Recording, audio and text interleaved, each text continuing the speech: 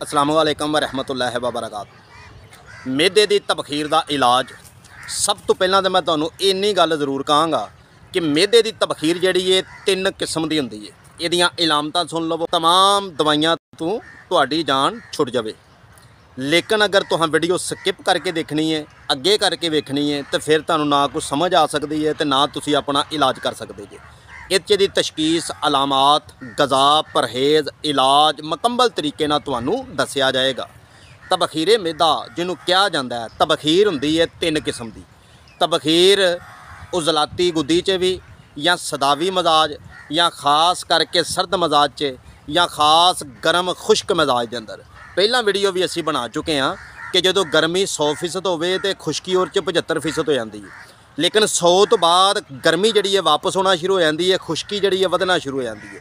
कुछ लोग ऐसा करते हैं गलती कि गर्मी और खुश्की ते ठंडे मशरूबात पीना शुरू कर देंगे ने, या ठंडियां दवाइयां शुरू कर देंगे ने।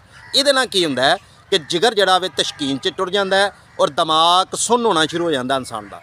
दिमागी झटके शुरू हो जाते हैं, इंसान इंज महसूस होंदा, पूरी बाडी फड़कना शुरू हो जाती है। इस पट्ठियां दे हसाब कमज़ोर हो जाते हैं, पूरी हसाबी कमज़ोरी हो जाती है।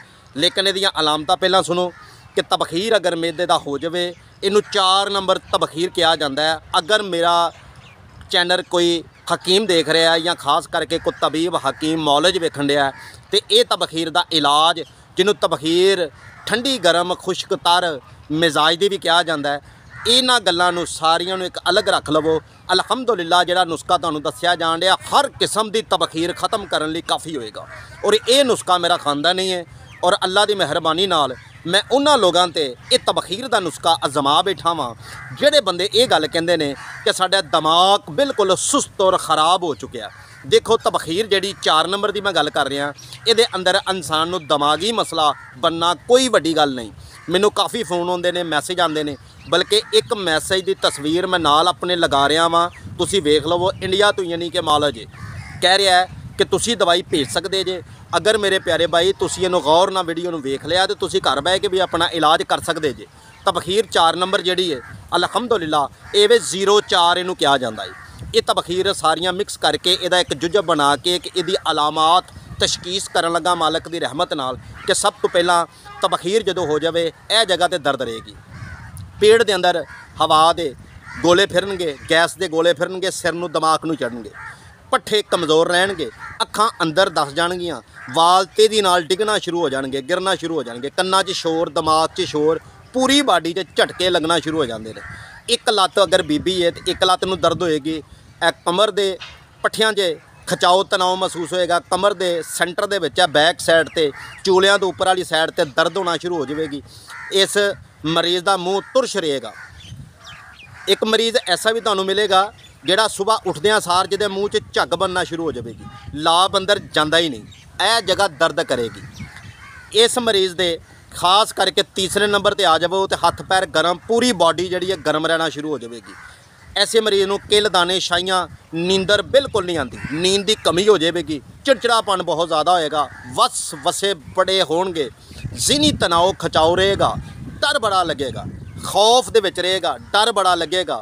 और ऐसे मरीज़ नूं इंज महसूस होंदा है कि जिवें मेरे लिए दुनिया खत्म हो गई है, बहुत ज़्यादा परेशान रहेगा, खुल के किसी नाल गुफ्तगू नहीं करन जोगा और रहिंदा, बहुत ज़्यादा डर खौफ उहदे ज़हन दे विच रहेगा, वस वसे बड़े फिरनगे, गवाल बड़ा रहेगा, तन्हाई पसंद गिज जाएगा, यारां दोस्तां तो अलग होएगा, अपने घर के अंदर बीबी अपने आप नूं बहुत ज़्यादा मुजरम समझना शुरू कर देगी। और ये तकरीबन 14 साल तो लैके 75 साल तक ज़्यादा मसला बनता है। वालियम नंबर 04 इहदा नां रखा गया नुस्खे का, इस नां है बाबा जी तबखीरे मैदा। ये याद रखना तुहां। एक कितों भी तुसीं बनवा सकते जे, या पार्सल के जरिए भी मंगवा सकते जे। नींद पहले दिन आएगी, अल्लाह की रहमत नाल दिमाग के पट्ठे जिहड़े खुश्की तुर गई है, खुश्क हो चुके हैं, अल्लाह की रहमत नाल कट्टे जाणगे।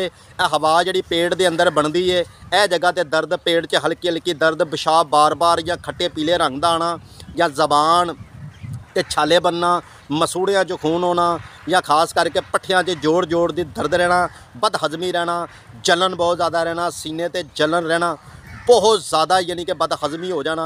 ऐसा बंदा कुछ खा नहीं सकता, ਕੁਝ ਖਾਣ ਨੂੰ ਦਿਲ ਨਹੀਂ ਕਰਦਾ, ਡਾਕਟਰ ਠੰਡੀਆਂ ਗਰਮ ਬੋਤਲਾਂ ਟੀਕੇ ਲਾ ਦਵਾਈਆਂ ਖਵਾ ਇਹਦੀ ਮੱਤ ਮਾਰ ਛੱਡਦੇ ਨੇ ਮਰੀਜ਼ ਦੀ। ਐਸਾ ਮਰੀਜ਼ ਇਹ ਨੁਸਖਾ ਬਣਾਵੇ। ਨੁਸਖਾ ਕੀ ਹੈ ਕਿ ਹਿੱਬੇ ਨਿਸਾ ਲੈਣਾ 50 ਗ੍ਰਾਮ, ਵਦਾਵੀ ਲੈਣਾ 50 ਗ੍ਰਾਮ।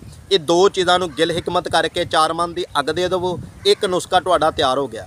ਦੂਸਰਾ ਨੁਸਖਾ ਜਿਹੜਾ ਵੇ ਸਫੇਦ ਰਾਲ, ਜਿਨ੍ਹਾਂ ਦੀਆਂ ਆਂਤਾਂ ਦੇ ਵਿੱਚ ਬਹੁਤ ਜ਼ਿਆਦਾ ਜ਼ਖਮ ਹੋ ਗਏ ਨੇ, ਸਵੈਲਿੰਗ ਹੋ ਗਈ ਅੰਦਰ, ਸਫੇਦ ਰਾਲ ਤੇ ਬਾਅਦ ਚ ਵਦਾਵੀ, ਇਹਨਾਂ ਦੋਵਾਂ ਚੀਜ਼ਾਂ ਦਾ ਕੁਸ਼ਤਾ ਮਾਰਨਾ ਗੋ ਜੰਤੀ ਦੇ ਪਾਣੀ ਦੇ ਅੰਦਰ। ਅਗਰ ਨਾ ਮਿਲੇ ਤੇ ਨਿੰਮ ਦੇ ਪੱਤਿਆਂ ਦਾ ਨੁਗਦਾ ਬਣਾ ਕੇ ਵੀ ਤੁਸੀਂ ਮਾਰ ਸਕਦੇ ਜੀ। ਇਹਦੇ ਨਾਲ ਇੱਕ ਸਾਡਾ ਸ਼ਰਬਤ ਹੁੰਦਾ ਵੇ ਜਿਹਨੂੰ ਕਹਿੰਦੇ ਨੇ ਬਾਬਾ ਜੀ ਸੀਰਪ, ਮਿੱਠਾ ਹੁੰਦਾ ਵੇ, 2-2 ਚਮਚ 3 ਟਾਈਮ ਤੋਂ ਇਸਤੇਮਾਲ ਕਰਨਾ ਹੈ। ਤਬਖੀਰ ਦਾ ਲੋਹਾ ਇਲਾਜ ਹੈ। ਬੇਹਿੱਸੀ, ਇਹ ਬੇਚੈਨੀ, ਬੇਤਾਬੀ, ਬੇਸਕੂਨੀ, ਇਹ ਚਵਾਈ ਲੜਨੀ ਪੱਟ ਪਿੰਨੀਆਂ ਦੇ ਅੰਦਰ, ਤਨਹਾ ਮਹਿਸੂਸ ਕਰਨਾ, ਬੰਦਾ ਚੁੱਪ ਹੈ, ਖਾਮੋਸ਼ ਹੈ, ਬਹੁਤ ਜ਼ਿਆਦਾ ਤਬਖੀਰ ਦੀ ਵਜ੍ਹਾ ਤੋਂ ਪਰੇਸ਼ਾਨ ਹੈ, ਦਿਮਾਗ ਦੇ ਪੱਠੇ ਖੁਸ਼ਕ ਹੋ ਚੁੱਕੇ ਨੇ, ਸ਼ੋਰ ਬਹੁਤ ਸੁਣਾਈ ਦਿੰਦਾ ਕੰਨਾਂ 'ਚ, ਦਿਮਾਗ 'ਚ ਝਟਕੇ ਲੱਗਦੇ ਨੇ, ਫੜਫੜਾਉਂਦਾ ਜਿਸਮ ਪੂਰਾ, ਕਮਜ਼ੋਰੀ ਬਹੁਤ ਹੋ ਗਈ, ਯਾਦ ਕੁਛ ਨਹੀਂ ਰਹਿੰਦਾ, ਜ਼ਹਨ ਬਿਲਕੁਲ ਡੈਡ ਹੋ ਗਿਆ ਵੇ, ਨੀਂਦਰ ਬਿਲਕੁਲ ਨਹੀਂ ਆਉਂਦੀ, ਵਸਵਸੇ, ਚਿੜਚਿੜਾਪਣ, ਗੁੱਸਾ ਬਹੁਤ ਜ਼ਿਆਦਾ ਅਗਰ ਆਉਂਦਾ ਵੇ, ਰੋਟੀ ਖਾਂਦਿਆਂ ਇਹ ਜਗ੍ਹਾ ਤੇ ਅੜ ਜਾਂਦੀ ਹੈ, ਥੱਲੇ ਨਹੀਂ ਜਾਂਦੀ ਐ ਜਿਵੇਂ ਦੀਵਾਰ ਜੀ ਇੱਥੇ ਡੱਕਾ ਲੱਗ ਗਿਆ ਵੇ। ਇਹ ਨੁਸਖਾ ਕਮਾਲ ਦਾ ਕੰਮ ਕਰੇਗਾ।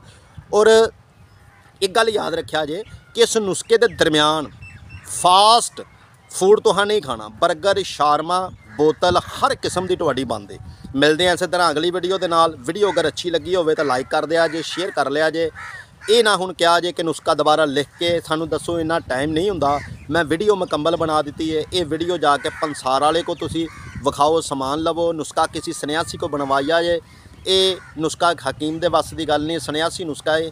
ਇਹ ਬੜੀ ਜ਼ਿੰਮੇਦਾਰੀ ਨਾਲ ਬਣਾਉਣਾ ਹੈ ਤੇ ਤਾਂ ਜ਼ਿੰਦਗੀ ਅਲਹਮਦੁਲਿਲਾ ਤੁਹਾਨੂੰ ਤਬਖੀਰ, ਦਿਮਾਗੀ ਮਸਲਾ ਨਹੀਂ ਹੋਏਗਾ, ਜਿਗਰ ਦਾ ਸਫਰਾ ਜ਼ਿਆਦਾ ਨਹੀਂ ਹੋਏਗਾ, ਮੈਦੇ ਮਸਾਨੇ ਦੀ, ਜਿਗਰ ਦੀ, ਦਿਮਾਗ ਦੀ ਗਰਮੀ ਖੁਸ਼ਕੀ ਵਾਸਤੇ ਕਮਾਲ ਦਾ ਨੁਸਖਾ ਅਲਹਮਦੁਲਿਲਾ ਹੈ। ਮਿਲਦੇ ਹਾਂ ਅਗਲੀ ਵੀਡੀਓ 'ਚ। ਉਨੀ ਦੇਰ ਤੱਕ ਨੇਕ ਦੁਆਵਾਂ 'ਚ ਯਾਦ ਰੱਖਿਆ ਜੇ। ਤੁਹਾਡੀ ਖਿਦਮਤ ਦੇ ਵਿੱਚ ਹਾਜ਼ਰ ਹਕੀਮ ਮੁਹੰਮਦ ਆਮਿਰ ਅਲ ਮਰੂਫ ਬਾਬਾ ਜੀ ਸੰਨਿਆਸੀ ਸਰਕਾਰ। ਅੱਲਾ ਨਿਗਹਿਬਾਨ।